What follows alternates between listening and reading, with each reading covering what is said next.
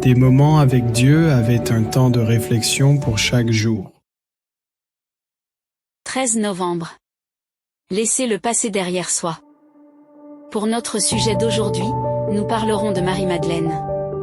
Et voici, une femme pécheresse qui se trouvait dans la ville, ayant su qu'il était à table dans la maison du pharisien, apporta un vase d'albâtre plein de parfums, et se tint derrière, aux pieds de Jésus. Elle pleurait, et bientôt elle lui mouilla les pieds de ses larmes, puis les essuya avec ses cheveux, les baisa, et les oignit de parfum.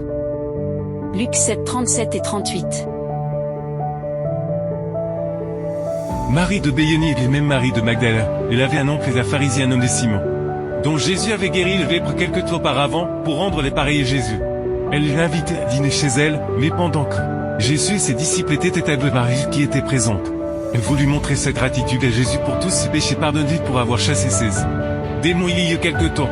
Ce pharisien Simon était responsable de la vie pécheresse de sa nièce Marie. Et maintenant il se trouvait elle-même réunie avec Jésus comme invité. Soudain elle se tient derrière Jésus et larmes aux yeux, avec ses longs cheveux de parfum du nard. Et loin les pieds du Sauveur, le pharisien Simon avait des préjugés. Il ne supportait pas que Jésus, en tant que prophète, accepte d'être touché par Marie.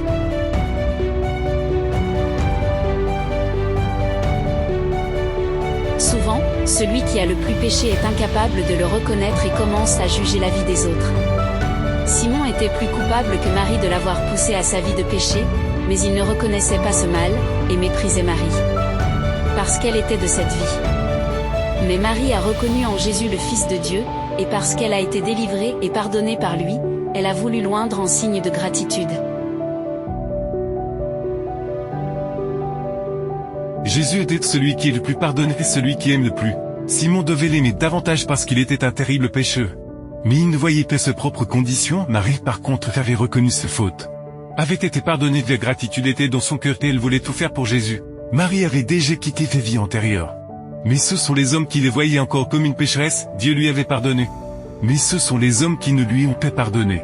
Il en est ainsi dans notre expérience de faute et Dieu pardonne nos fautes, mais ce sont les frères, l'Église ou des responsables, etc., qui ne pardonnent pas et continuent à pouvoir plus pécheurs qu'eux. Le Christ aurait pu éteindre toute étincelle d'espoir dans l'âme de Marie, mais il ne l'a pas fait. Lui qui lit les motifs du cœur, a su quel sentiment avait poussé Marie à faire ce qu'elle avait fait. Et il lui a dit, « Tes péchés sont pardonnés. » Les autres peuvent mépriser et censurer. Mais Jésus donne le calme et la paix. Ceux qui ont plus de péchés se souviendront toujours de nos fautes. Mais le fait de Dieu nous rappelle qu'il nous a déjà pardonné, le passé n'a plus d'importance. Maintenant nous pouvons suivre les nouvelles vies avec Jésus. Amen. Merci pour écouter cet audio.